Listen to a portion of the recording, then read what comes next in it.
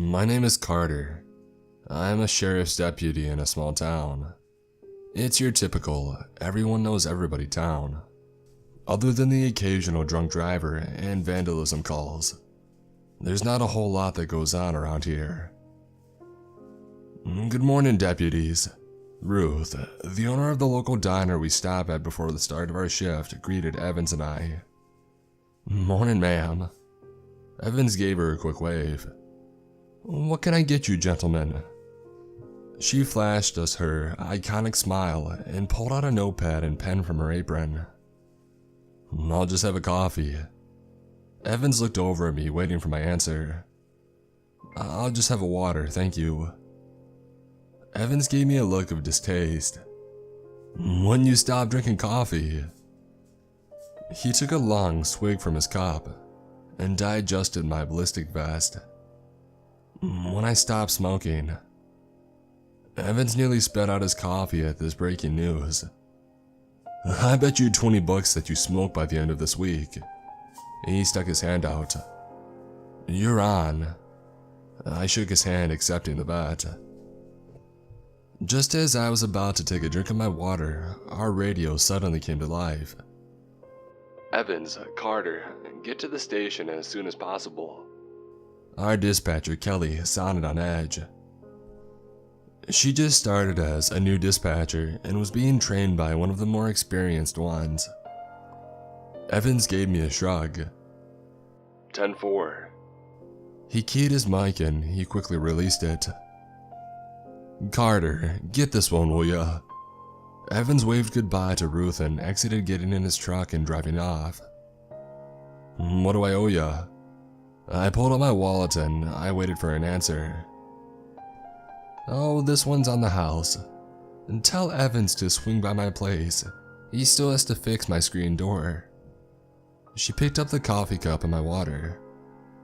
I will, have a good day. I thanked Ruth and I exited the cafe. My boss, Sheriff Walter, was standing in the center of our office space as I entered through the security door. Carter, I have some big news for you and the rest of the deputies. He didn't sound very enthused. What would that be? I asked, intrigued. We're going to start using body cameras soon, he sighed. Body cameras? When? I asked, surprised. Our office had decent vehicles and equipment, but we had yet to receive any body cameras like the surrounding towns and cities. Deputy Reese, the newest member we hired on, was late for the second time this week. He came walking in while adjusting his duty belt. Sorry I'm late, he apologized profusely as he made his way to the designated new guy desk. Reese, I'm gonna make you clean out the cells for the next 3 months if you're late one more time. I shot him a disappointed glare. Won't happen again, I swear. He repeated himself twice as he took a seat. I was going through some call logs and case files before going out on patrol. It was everything from fences being cut out on the farms outside of the town, to vandals breaking windows near the local high school. But one case in particular caught my eye.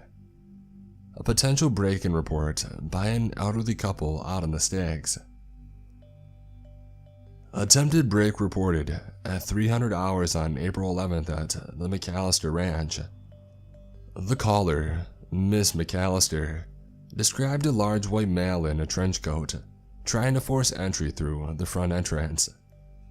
After multiple warnings, the offender was chased off by the caller's husband with a shotgun. Interesting. Hey Evans, have you seen the report on the attempted break-in over at the McAllister's place? I looked up from the file and over to Evans' desk. Yeah, what about it? He responded while typing away at his computer. Any follow-ups? There was a momentary pause. Hang on. His phone rang and he picked it up instantly. Sheriff's office, Deputy Evans speaking. A voice on the other end was yelling loud enough that I could hear it across the room. Okay, ma'am, calm down. Where is he? Okay, lock yourself in the room. I'm on the way. He slammed the phone down and jumped up. Carter, follow me. He grabbed his jacket and rushed towards the exit. It's the McAllister's place. There's another break-in. I followed closely behind Evans as he drove down the main street with lights flashing and sirens blaring. Kelly, keep us updated on the McAllister call. Evans' voice snapped over the radio. 10-4 was her only response. A thick cloud of dust obscured my view as we sped across the empty dirt road leading towards the ranch. After a few minutes of silence, the radio chirped. Caller was screaming for help. Step it up. Kelly's voice sounded shuddered. 10-4, we're on the scene, I answered. We pulled into the long driveway and sped towards the house. In a matter of seconds, we were in the front of the house. It was a two-story cabin-style home, surrounded by miles of acres and some animals here and there. The homeowner's vehicles were still in the driveway. The front door was busted open. Large splinters of wood and broken glass were scattered all over the porch and inside of the doorway. Doors open, Evans whispered back to me. All on you, I whispered back. I followed close behind Evans with my Glock at the ready. Sheriff's Department, make yourself known, I yelled as we entered the living room. Furniture was tossed all over the place, and the blood-soaked body of Mr. McAllister lay sprawled out in front of a fireplace to my immediate left. A loud thud came from upstairs. Hear that? Evans whispered over to me. Yeah, I'm moving, I responded while heading towards the staircase leading up to the second floor. Slowly making my way up the stairs, I could hear a muffled voice. The old stairs creaked and groaned under my weight as I hurried up them. The top of the stairs split off into a hallway to the right. I quickly rounded the corner with my weapon raised. There were 3 doors staggered along the sides of the halls. The door to my right was closed. I quickly opened it to reveal an empty storage room. Evans pushed past me to the next door on the left, quickly disappearing inside. A scream came from the next room on the right. The door was cracked open and light was pouring out into the dimly lit hallway. I booted in the door to reveal a scene of horror. A very large man with matted down dirty black hair was sitting on top of Miss McAllister with a large cleaver in his right hand. He was completely naked and covered in blood. Let me see your hands, I ordered. The man dropped the cleaver and stood up, raising his hands in the air. The devil made me do it, he stammered. Walk backwards towards me, I ordered, ignoring his random comments. He complied and slowly started walking backwards. Stop. Get on your knees and interlock your fingers on top of your head and cross your legs, I ordered next. He complied with that order. If you move, I'll shoot. My finger hovered over the trigger well, inching ever so closer, waiting for the moment to fire. I have you covered, move. Evans tapped my shoulder and I moved into the room, holstering my Glock and pulling out a pair of handcuffs and latex gloves. Don't move. I pulled his right hand down and I cuffed it quickly, and I did the other one next. Where are your clothes?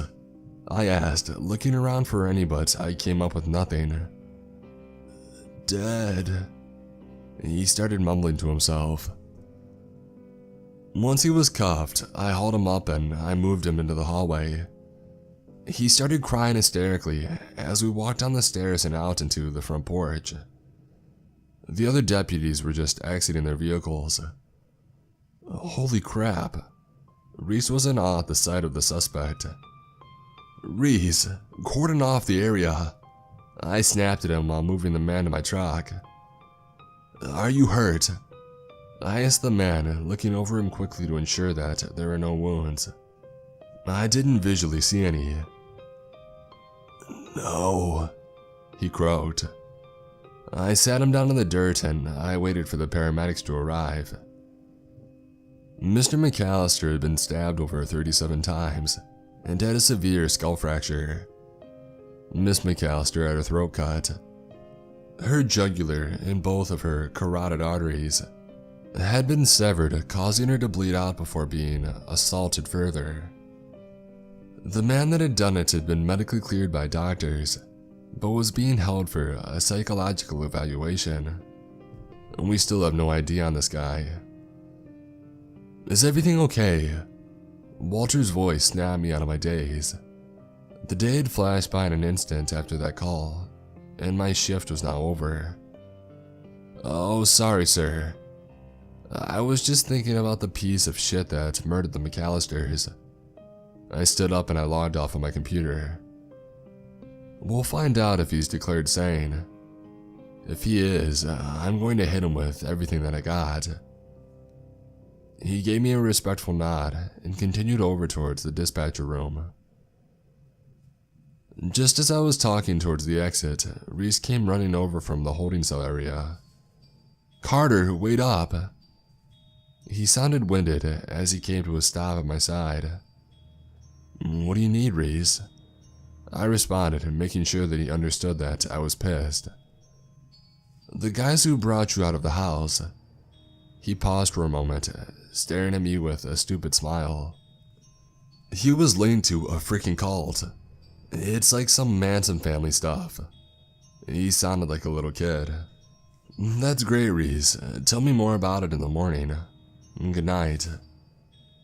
I didn't bother with cooking dinner when I got home. I just took a shower, grabbed a beer, and I headed straight for bed. My phone vibrating on my nightstand woke me from my peaceful sleep. I rubbed my eyes and I squinted at the bright screen, trying to see who was calling me. The number was one I didn't recognize, and against my better judgment, I answered the call. "Hello?" I asked, halfway asleep. There was a moment of silence. "He's in the house." An older woman's voice gargled.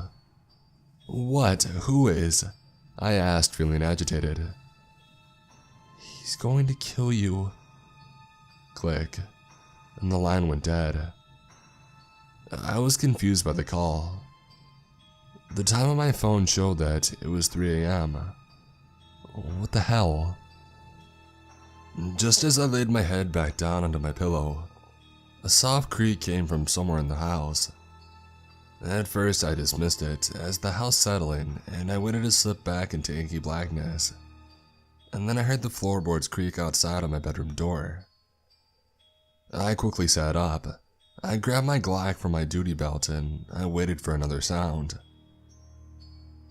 The tension was high, and I was ready to confront who or whatever was on the other side of the door.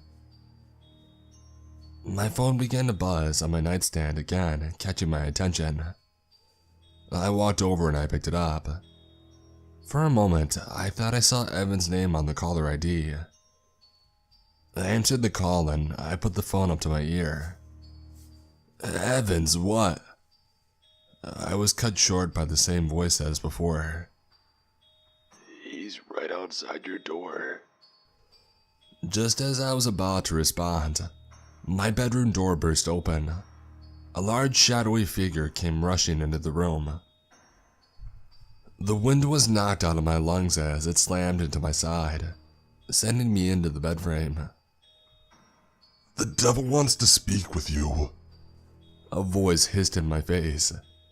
Its hot breath smelled like sulfur and copper as it breathed heavily close to my face. "Screw you!" I screamed at the top of my lungs, and I bucked my hips in hopes of getting my attacker off of me. It worked momentarily. In my small window of time, I pushed my Glock into the figure's chest and I started firing.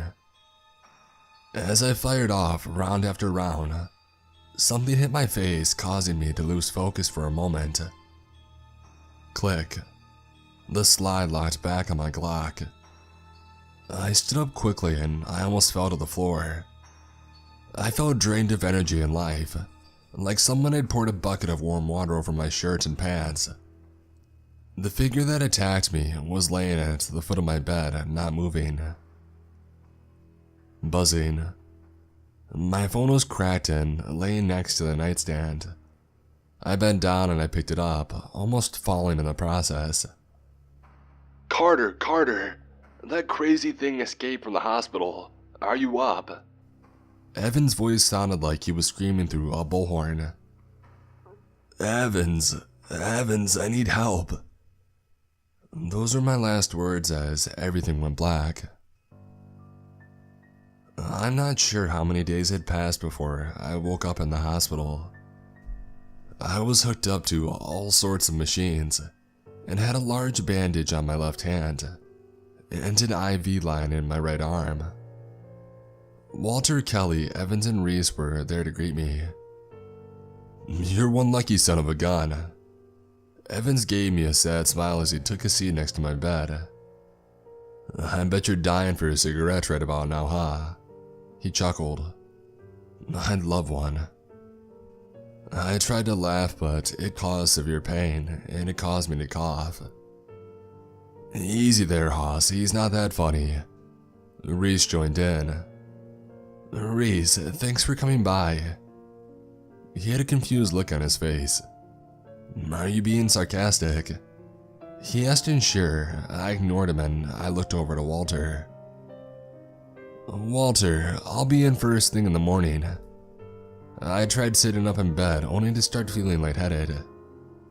Easy, cowboy. You're on bed rest until those doctors clear you for duty.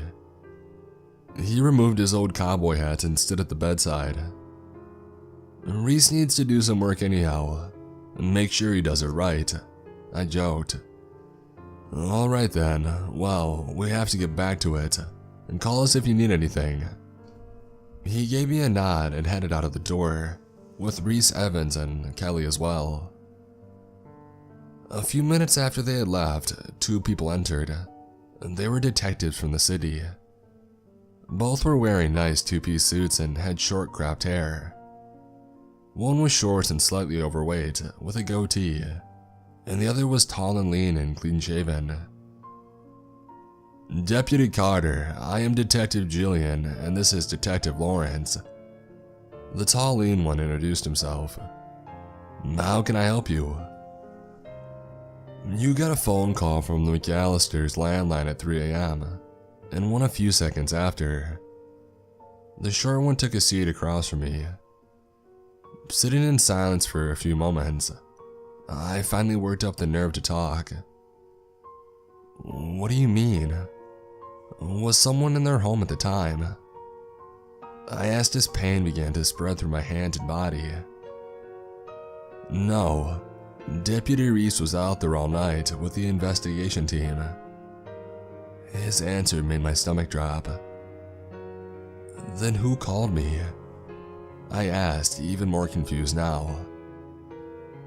He looked over at his shorter partner and then back at me. I don't know, but I do know that your attacker had previously murdered the McAllisters and possible others before attacking you. Other than arresting him, have you had any prior contact with him? He started writing things down on a notepad. No, sir. He looked up at me. Do you recall who might have called you before the attack? His short partner asked. No, sir. All I heard was a woman's voice. I hesitated to finish the sentence. What? The tall one asked.